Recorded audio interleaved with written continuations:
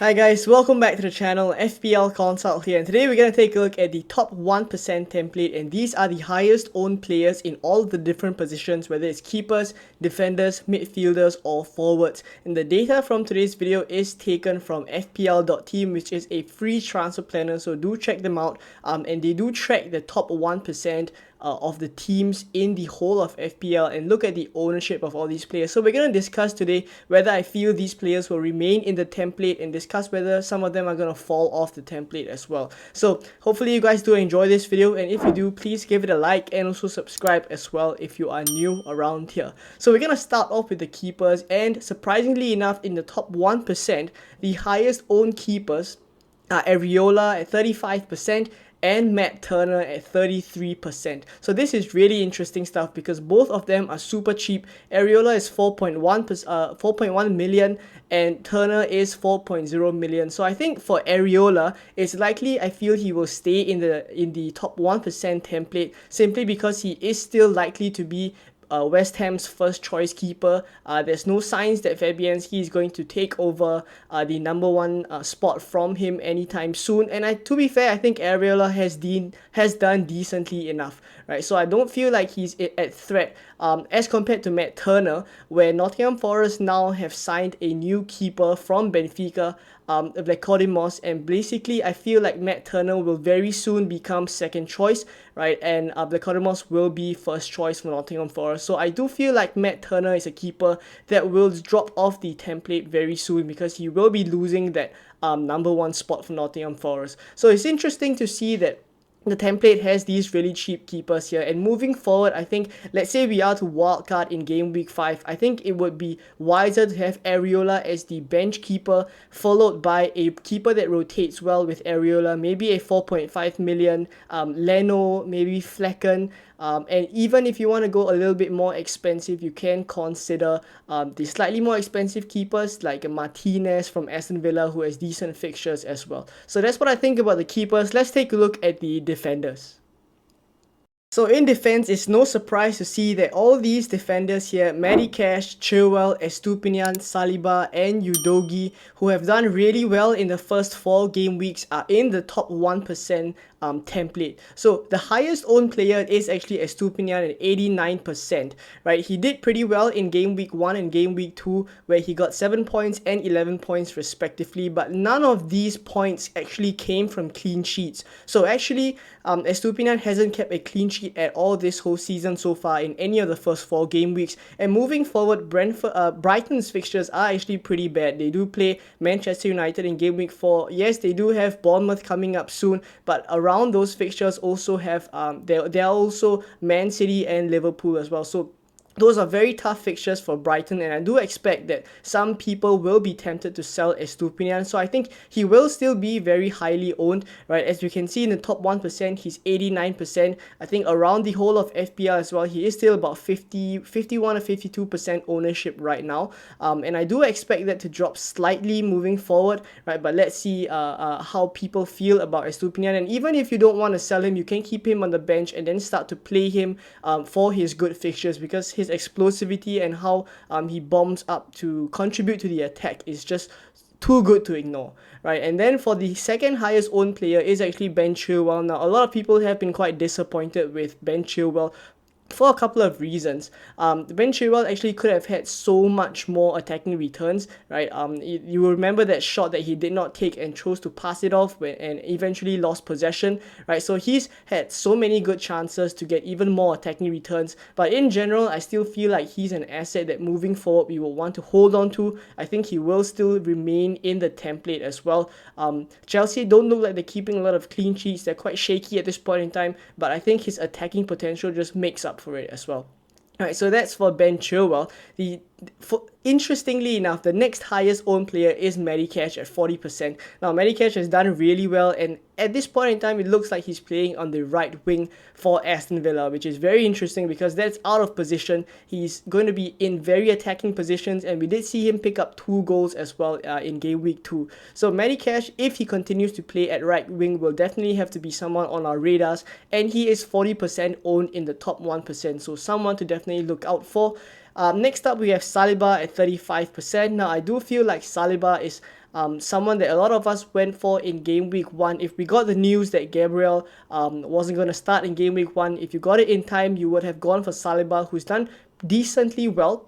I think moving forward, there are pretty alright fixtures for Arsenal as well. But I think a lot of people will be looking to sell Saliba for someone like Trippier or maybe a Fabian Schär moving forward. So Arsenal's fixtures moving forward are alright, right? But defensively, they don't look like the most solid team as well. So I think at this point in time, my thoughts is that Saliba will drop in ownership moving forward, likely for a Newcastle defender as well. And then we have Udogie at 31%. Now, Udogie has come up as a really good option. He's only 4.5 million that he started the season. At this point in time now, I think he's 4.6 million. So he's gone up in price slightly. And I think moving forward, he will continue to go up in price. Spurs don't look the strongest defensively, but Udogie has really good attacking threat.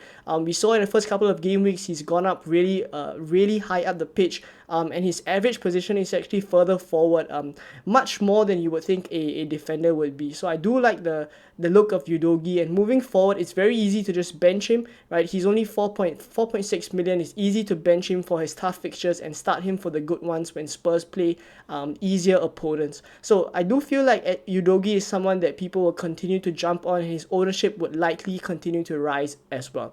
Right, so let's take a look now at the midfielders.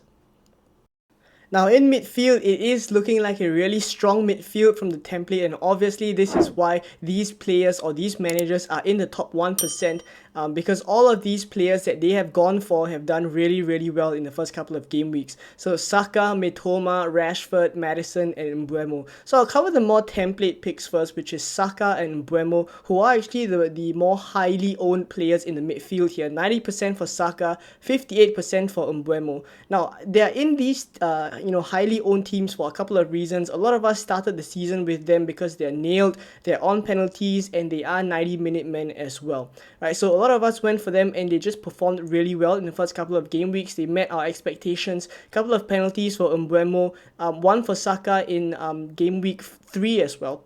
Alright, so these players I feel will continue to remain in the template. There's no real reason to sell Saka or Mbeumo. In fact, some people will be looking to buy into them if they haven't started the season well, or haven't started the season with these players, because moving forward, Arsenal and Brentford do have decent fixtures, so there's every reason that Saka and Mbeumo will continue to perform and continue to get decent points as well.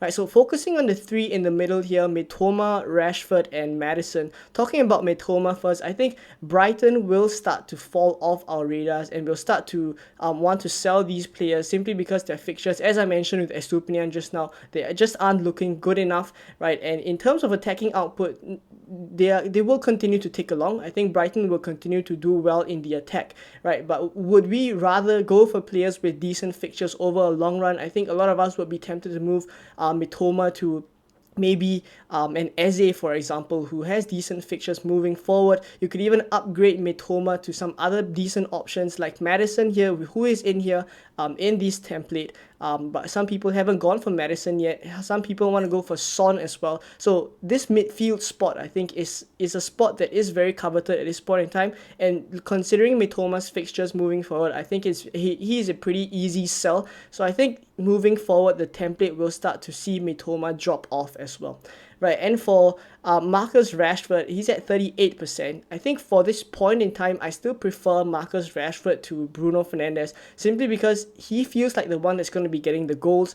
Bruno Fernandes, of course, yes, he's on penalties. He's also a 90-minute man, but I feel like Bruno Fernandes relies a little bit more on the creativity and getting assists. His goal threat is definitely not as high as Marcus Rashford. So for the time being, if I'm to choose one, I would still go for Marcus Rashford. That's my thoughts. And at 38%, he is the preferred Manchester United attacker by the top 1% of managers currently as well.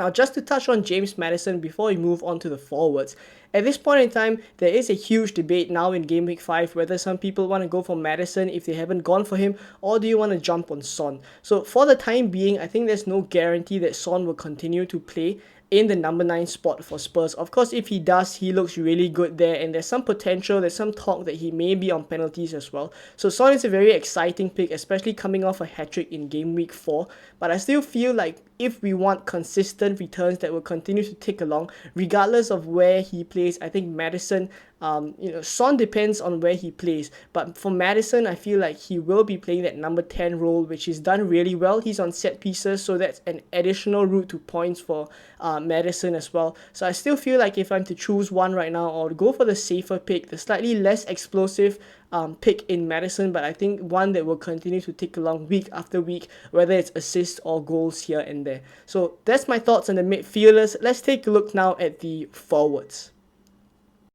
So up front, in the top 1%, the highest owned forward is none other than Erling Haaland. So not going to speak too much about him. He will definitely remain in the template, and his ownership in the top 1% is actually ridiculously high at 93% as well. So if you don't have him, I don't know what you're doing right now. You have to get Erling Haaland right in your team. For Jackson and Watkins, it's a slightly different story. Jackson is at 36%, Watkins is at 32%. Now, both of these forwards, I feel it's pretty interesting that they are in the top 1% template.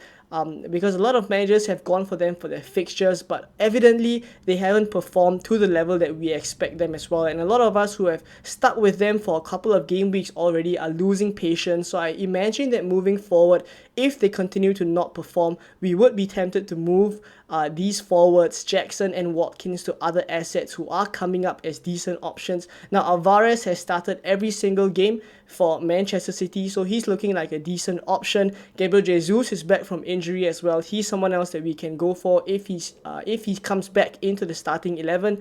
And of course, there is also Darwin Núñez, who seems like he's doing pretty well. And he's starting to get some starts in the starting 11 for Liverpool as well. So if we see some consistent starts from him, he's also someone that we can consider as well. So there we go. This is the top 1% template currently, the highest owned players in all the different positions by the top 1% of FPL teams at this point in time. Let me know which of these players you're going for, or which of these players you're looking to sell as well. The template will definitely continue to shift and move around as we go on throughout the season. So let me know what you guys think of these players and what you are doing with them. But for now, thank you guys for watching, and I'll catch you guys in more international break content coming very soon.